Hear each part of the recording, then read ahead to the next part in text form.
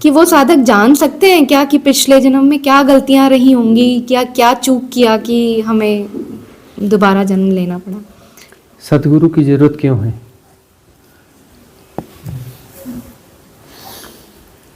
वो वही बता रहा है कि कहाँ गलतियां किए थे। वह जानना है तो हमने विधि दी है, जाति स्मरण की, जाओ पिछले जन्मों को याद कर लो। विधि तो हम दे चुके हैं ना, जिसको भी पिछले जन्मों की स्मृतियों में जाना है, जाति स्मरण की विधि हम दे चुके हैं। वह जाए और पिछले जन्मों की स्मृतियां और क्या क्या सावधानियां बरतनी हो, सावधानियां सब हमने बता दी हैं। तो जाएं और पिछले जन्मों की स्मृतियों में जाएं। और इंटेंस करना है हम बता देंगे, एक साथ 150 200 जन्म एक साथ 200 जन्म की स्मृतियां आएंगी, है ना। उतना लंबा क्यों भोगना है? उसके साथ पूरा गार्बेज आएगा, पूरे डेटाज उतरेंगे। उस गार्बेज को कैसे मैनेज करोगे, उसको सेटल कैसे करोगे, है ना। तो हम वही काम कर रहे हैं कि कहां अटके हो, उस पिन पॉइंट पे हम वही चोट मार रहे हैं। हमारे सारे कन्वर्सेशन तो उसी ब्लॉकेज को क्लियर करने के लिए ही है ना। और विधियां भी दे रहे हैं, क्लींजिंग की विधियां दे रहे हैं, क्लीन कर रही हैं। और जो नहीं हो पाता, सत्संग का क्या मतलब है भाई? वर्चुअल में भी तो काम चल ही रहा है ना। लोग हमें कितने सुन रहे हैं, हजारों की संख्या में सुन रहे हैं, विधियों को कर रहे हैं, कन्वर्सेशन बाई फोन भी कर रहे हैं। फिर सत्संग की क्या जरूरत है?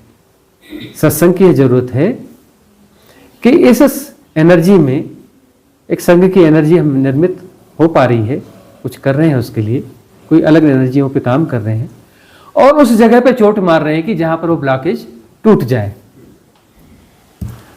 अभी अगली जैसे रिट्रीट्स होंगी, अगली रिट्रीट्स खतरनाक रिट्रीट्स होंगी। कैसी होंगी?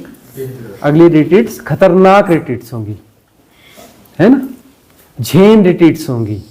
किसी के भी सिर पे डंडा बच सकता है, किसी को भी गंदी गाली दी जा सकती है, किसी को भी घूसा मारा जा सकता है, कुछ भी हो सकता है। वो होंगी। झटके से बाहर निकालना है, अवसर नहीं है, अवसर है नहीं।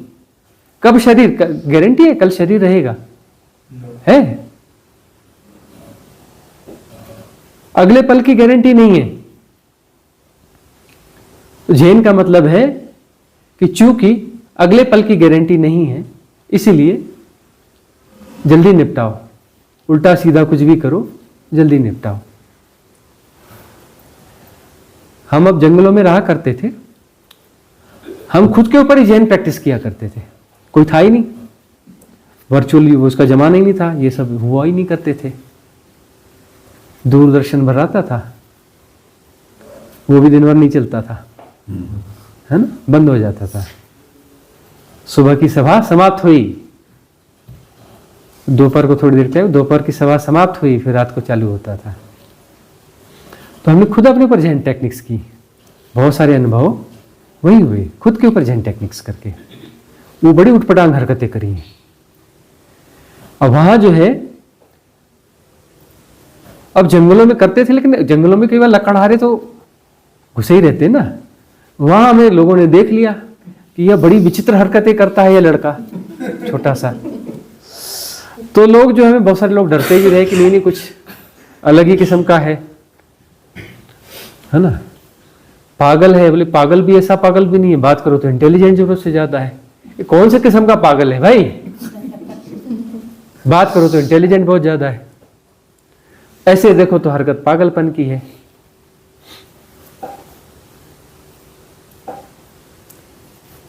तो जो है, अगले पल का भरोसा नहीं है, इसलिए झेन को वापस जिंदा होना पड़ेगा। इस एरा की जरूरत है झेन। झेन जापान में मर गया है। जापान में झेन ढूंढोगे नहीं मिलेगा। झेन शब्द मिलेगा, झेन आश्रम मिलेंगे, झेन किताबें मिलेंगी, झेन नहीं मिलेगा। झेन कहीं नहीं है अभी। तो अगले रिट्रीट्स के लिए सावधान रहें। अगली रिट्रीट्स खतरनाक होंगी, झेन रिट्रीट्स होंगी, क्योंकि इतनी बेहोशी इतने मैट्रिक्स एक साथ तोड़ने हैं, ग्रुप ऑफ मैट्रिक्स को जी रहे हैं आप। कितने किस्म की इन्फ्लुएंस स्ट्रीम्स हैं और कितने किस्म के पुराने मैट्रिक्स हैं, अपडेट हो रहे हैं। इन्फ्लुएंस स्ट्रीम्स रोज नया एक मैट्रिक्स क्रिएट कर रही हैं, एवरीडे नया मैट्रिक्स क्रिएट कर रही हैं, चाहे वो राजनीति की इन्फ्लुएंस स्ट्रीम हो, चाहे धर्म की हो, चाहे धन की हो, समाज की हो। वर्चुअल वर्ल्ड ने, टेक्नोलॉजी ने, डेटाज ने, इन कंपनियों ने जो इंटरनेट से संबंधित हैं, सूचना और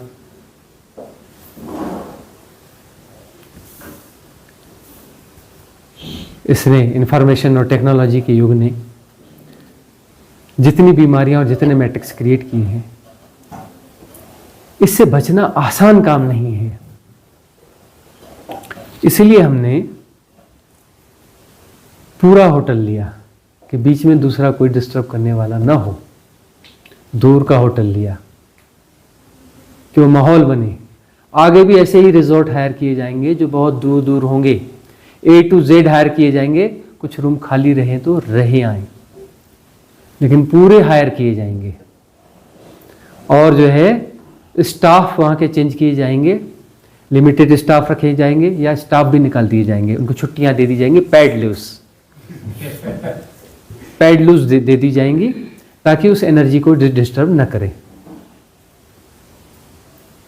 उस तरीके से ही काम होगा और वैसे काम ही हमें जो है साधना के पथ पर आगे ले जा सकते हैं।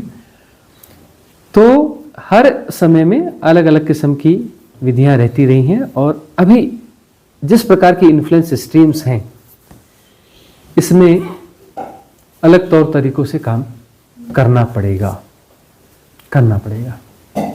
अगला प्रश्न जिग्नेश जी का है। स्वामी जी, कृष्णा जी ने वो सांप वाला क्वेश्चन पूछा था, उसका समाधान भी आपने बताया था, तो क्या उसका एक और समाधान नहीं हो सकता? क्षमा याचना की प्रार्थना करें। देखिए, क्षमा याचना वाला जो ध्यान हमने दिया है वो जितने ब्लॉकेज क्लियर कर सकता है वो कर देगा। अब सांप के साथ में यह हो गया कि आपने किसी जन्म में किसी सांप को मार दिया है, मार देने के बाद गिल्ट हो गया, गिल्ट बड़ा हो गया, सबकॉन्शियस माइंड में इंप्रेशन जो है बहुत गहरा आ गया, ठीक है ना, बहुत ज़्यादा इंप्रेशन आ गया। उस इंप्रेशन को जो है डिलीट नहीं कर पाए आप, रिलीव नहीं कर पाए आप, उस कारण से है, तो वो क्षमा याचना ध्यान में करते करते वह डिजॉल्व होते होते डिजॉल्व हो जाएगा। अब यदि किसी सांप ने आपको जो है दौड़ाया, भगाया, यह किया, फलाना किया, डस गया और भय आ गया, भय के कारण फिर आपकी मृत्यु हो गई, ये हुआ, तड़प तड़प की मृत्यु हुई, कुछ हो गया, तो अब जो है इस प्रकार का कोई इंप्रेशन है तो क्षमा याचना ध्यान से तो जाएगा नहीं। उसका चक्र ही दूसरा है, स्वादिष्ठान से रिलेटेड है। स्वादिष्ठान चक्र की यदि क्लिनजिंग करेंगे, या कॉमनली ये जो टेक्नोलॉजी के हम थोड़े से जरूरत से ज़्यादा टेक्नोलॉजी के खिलाफ हैं, इसमें भी वो मार्केटिंग स्टार्ट हो गई ना, इस चक्र का कलर यह है, इस चक्र का मंत्र यह है, इसमें यह होगा, इसमें फलाना होगा, इसका सूत्र यह पढ़िए, इसका यह करिए, उसका वह करिए, उसका वह करिए, डेटास की भरमार है। अंदर जाके मैट्रिक्स खेलो, ध्यान का मैट्रिक्स खेलो। इसलिए हम कहते हैं नॉर्मल। हमारी विधियां कैसी हैं जी? एकदम सहज विधियां। लोगों को लगता है ये इतनी इंटेलिजेंट बातें करते हैं, हाँ क्या बातें करते हैं, विधियां देखो बिल्कुल सीधी सादी विधियां हैं। अरे भाई वो देखो फलाने की विधियां, इतनी स्टेज, इतना ये, इतना फलाना, इतनी नौटंकी, इतनी टेक्नोलॉजी, बड़ी सिंपल सी विधियां हैं इनकी। तो लोग तो यही सोचेंगे ना, जिसने अप्लाई नहीं किया है। जो अप्लाई करता है बोले भस्त्री का हम जन्म भर से कर रहे हैं, आपकी 2 मिनट की करते हैं तो इतना फायदा होता है, जन्म से भर से कर रहे हैं तो फायदा नहीं हुआ, कौन सा जादू है? बोले सिंपली आप ऐसा ऐसा करते हो और बोले ध्यान में गुम हो गए, गहरे चले गए, घट गया ध्यान।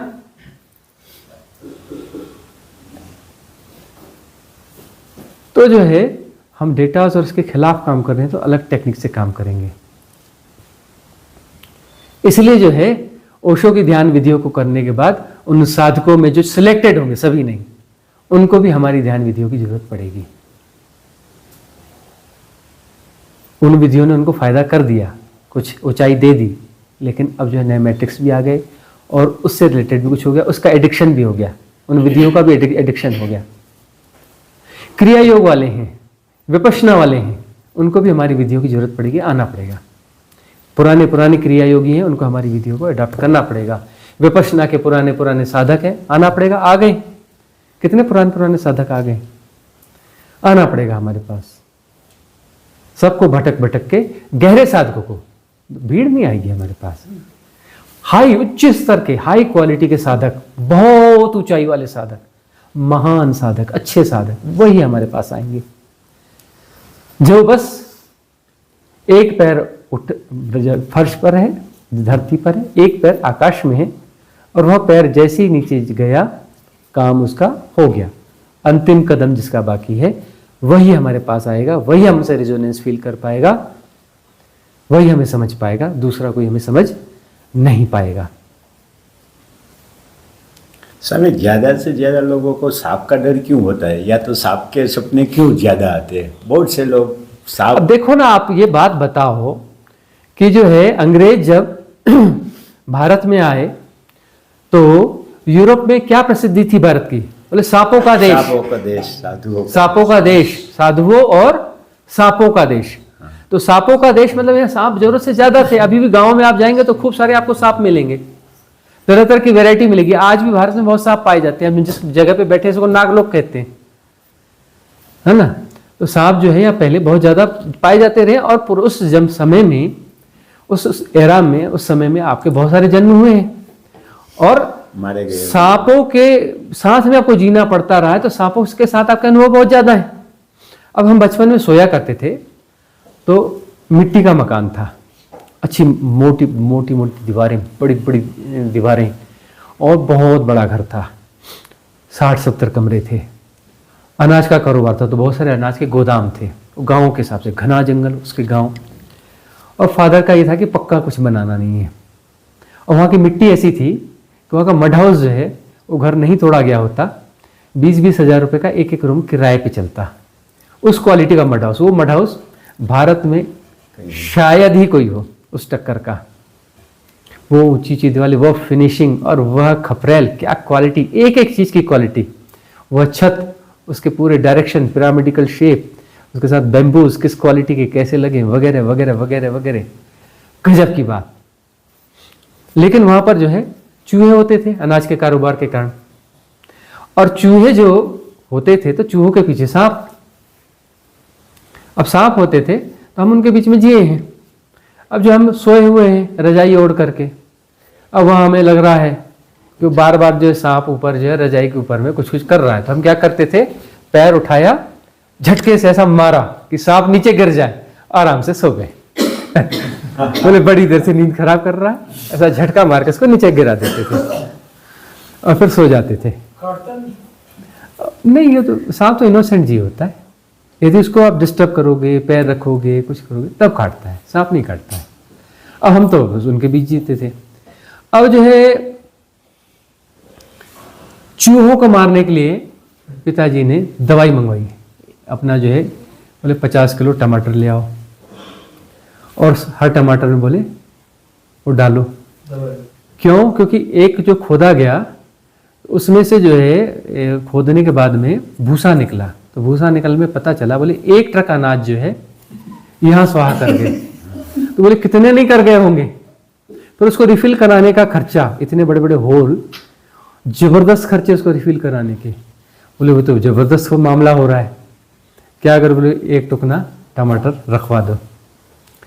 रखवाए गए, वो चूहे निकल के भागे खेतों में, हजारों की संख्या में, और हजारों की संख्या में, सैकड़ों की संख्या में सांप भी भागे। उतने सांप भी वहां रह रहे थे।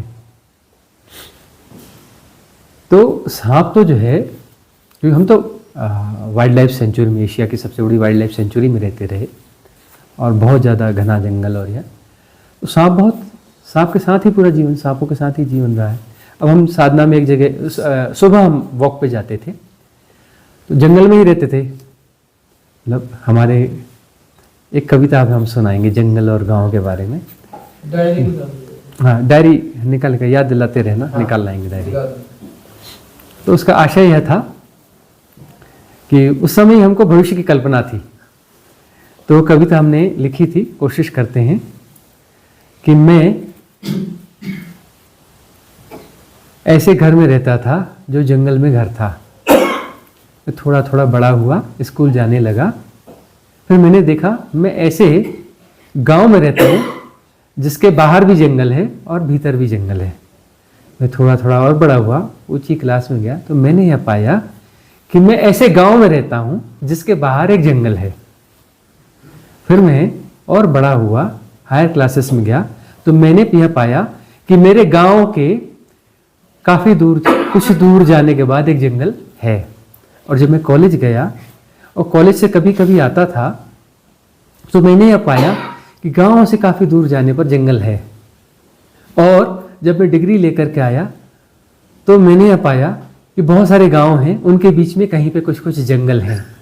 उसके बाद मैं नौकरी करने चला गया और वहाँ से जब लौट के आया, काफ़ी दिनों के बाद, काफ़ी व्यस्तताओं के बाद उलझा रहा। कभी फुर्सत मिली कि अपने गांव जाऊं, अपनी रूट्स को ढूंढूं, उन जंगलों को कहीं ढूंढूं, उसको वापस से जीऊं, अपने बचपन को वापस से जीऊं। और उसके लिए मैं वापस आया तो मैंने पाया कि बहुत सारे गांवों ने इतना विकास किया कि वो बीच के जंगलों को समाप्त कर दिया और वो गांव एक शहर बन गया। तो मैं जिस गांव में रहता था, जिस जंगल में रहता था, वो जंगल अब नहीं है। जिस गांव में रहता था वो गांव नहीं है, और न उस गांव के में कोई जंगल है, न उस शहर में जंगल है, न उस शहर के आसपास कोई जंगल है, न उस शहर से दूर कोई जंगल है। तो इस प्रकार की यह कविता लिखी थी। सीमेंट कंक्रीट का जंगल बन गया। अब कंक्रीट का जंगल हो गया।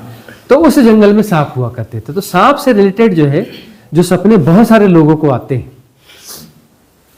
हमें भी बचपन में आते रहे, तो ऐसा होता रहा। अब जब वहाँ जाया करते थे तो गांव जंगल ही था, तो हम ऐसे सुबह उठ करके सूर्योदय के लिए जाया करते थे।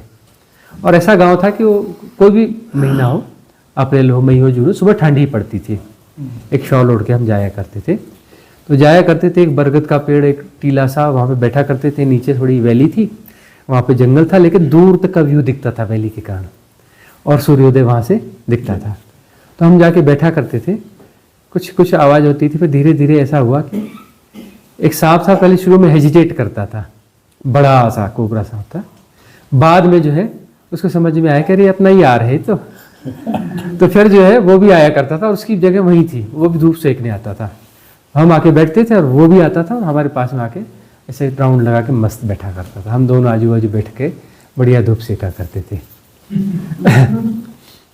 बहुत अच्छी फ्रेंडशिप थी उसके साथ में। हाँ, ऐसे बहुत सारे जीवों के साथ फ्रेंडशिप रही। तो बहुत इनोसेंट जीव होता है, लेकिन जो है हमको जो इन्फ्लुएंस स्ट्रीम है वो वहां पे तब भी तो चलती रही। सांप सांप सांप सांप सांप, अरे सांप देखा तो भागने की क्या जरूरत है? हमें सांप दिख गया तो हम रुक जाते थे, लेकिन भागते नहीं थे।